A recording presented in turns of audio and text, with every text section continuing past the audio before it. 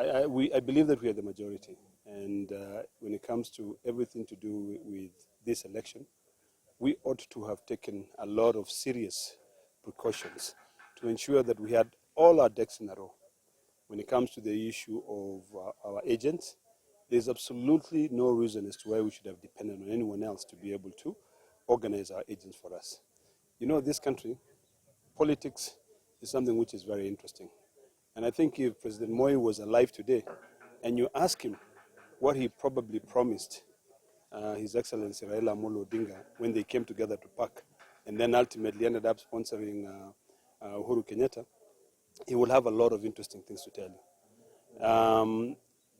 There are certain things that makes us believe that we were being played.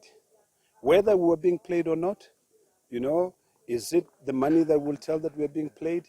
Is it the attention that we are getting? Ultimately, is the results.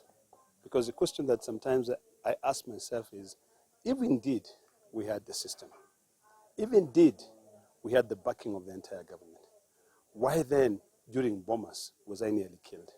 If the government was there. So those are some of the questions that still ponders in my mind. Did we ever have the system?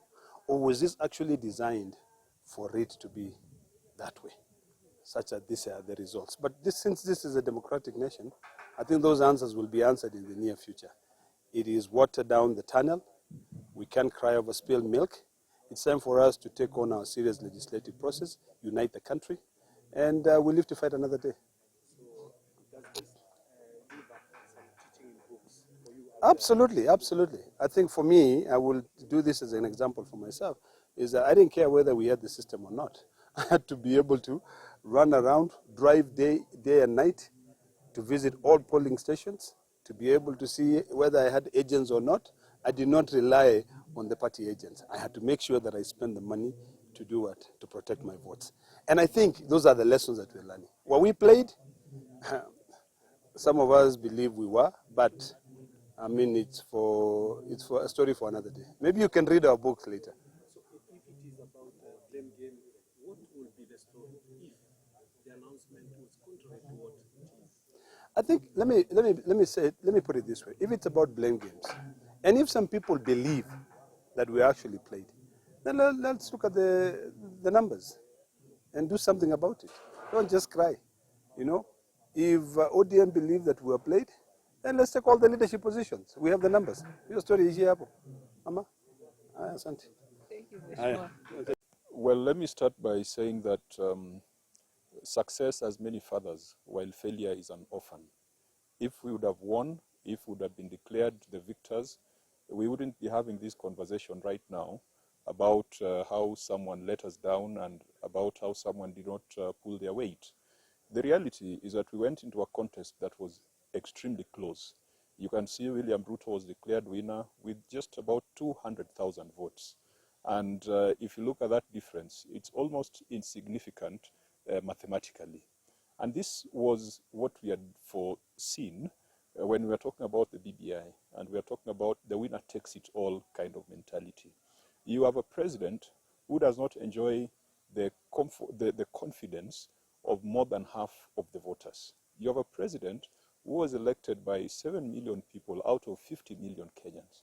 How do you claim legitimacy in that case? How do you claim that you are the winner who should take it all when there's somebody else who got an equal number of votes, save for 200,000? So we knew we were going into a very closely contested election.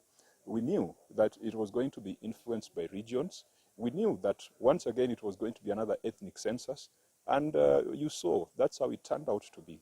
William Ruto got votes in the Rift Valley, he got votes in central Kenya, and Mount Kenya in the diaspora.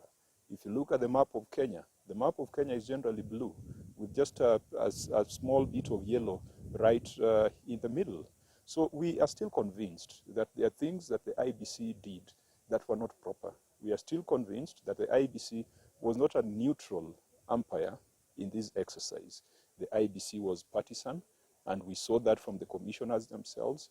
We heard about it in the submissions before court. The fact that the Supreme Court did not overturn the outcome of the presidential election perhaps was just on the basis of materiality. but we are still convinced that this contest, we won it. And we are convinced that the IBC got into a game where they shouldn't have been playing. They got into a game where they should have been referees. So If you would have been declared winners, you wouldn't hear them talk about some of these things. We need to be extremely careful. There are people who will speak now about how things went wrong just to look good to the other side and position themselves for appointments. I want to urge that we play politics of principle. If you support a candidate and you support their ideologies, support their manifesto and plans, if that candidate does not make it, it is not a crime to continue supporting those ideas and providing them as an alternative to the government that is in office. I want to discourage all those colleagues of ours with whom we walked around the country selling Raila Amolo Odinga. Now that William Ruto is sitting in State House, some of them are going to start saying things that will make them look like now they've warmed up to William Ruto. I don't want to focus on the blame games. I don't want to focus on who didn't do what, because there are so many things you can talk about. Look at the voter turnout. I mean, Kenyans didn't, about 8 million Kenyans did not turn out to vote. Are we going to blame them? So I'd rather focus on how to build ourselves as a government in waiting, as an alternative opposition. And you have seen that in the last 3-4 years, a lot of things went bad because there didn't seem to be an opposition. The opposition was the deputy president opposing the same government where he was part of. So at this time, we want to sit back, strategize. We want to consolidate our policies and our alternative views.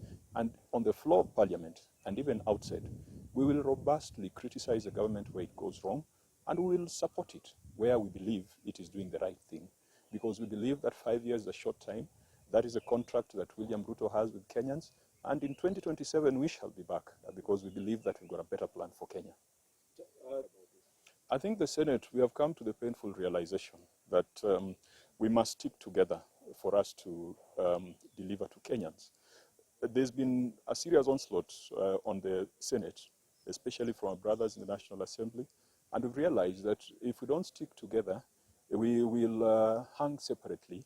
But if we stick together, we might still hang. Either way, we'll hang.